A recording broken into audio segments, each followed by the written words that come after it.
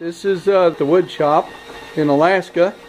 Here you got to be a little innovative, and I wanted to show you our lathe. First of all, I'll show you the tailstock, and we've got a little hub that we've attached with little screws onto there, and this is a bedpost, and over here we got a drill, and we just ran screws into our drill, and it's turning and it's working. And what we're doing is we're making a bed, and this is just something we're putting together for my daughter. But anyway, I wanted to show you what we're running it on. Okay, we run our drill because of the speed of that drill. It's way too fast. We slowed it down, and we're running it on our battery charger. And when we put it on 50 amps right onto the drill, it actually works. So I thought I'd share that with you, and we've added a little more. You can actually just run it off your battery.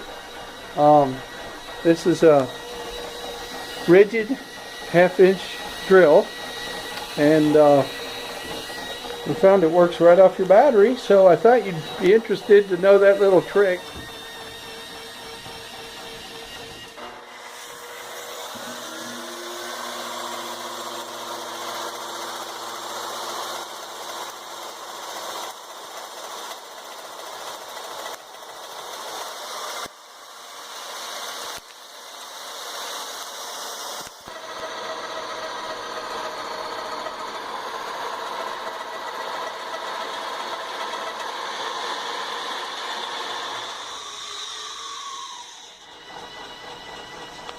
Okay, and also with the battery charger and the battery, we've got a safety factor that you can stop it, which is really nice. If you get accidentally, somebody comes in and gets stuck in your lathe, well, it's not going to rip their arm off.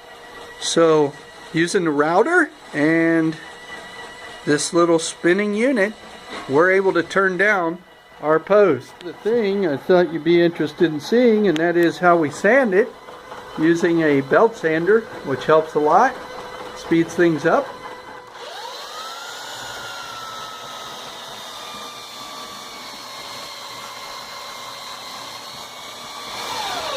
That just contours perfectly for what we're doing and really helps.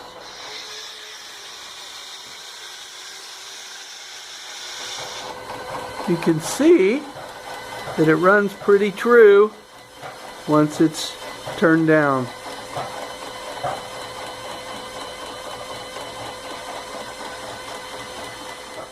Okay, so there's the post, and it worked just great. Of course, sanding with a smaller or a minimal speed is a little more of a chore, but it does work. And we're putting together a mortise and tenon bed, as you can see, and there's the post. Okay, in order to use a drill to turn a spindle, quite a large one, and just to make do, I didn't want to buy a lathe, so this is what we did, and then we ran it off of a 12-volt system to slow down the speed of the drill. So go ahead and hook it up to our 12-volt battery.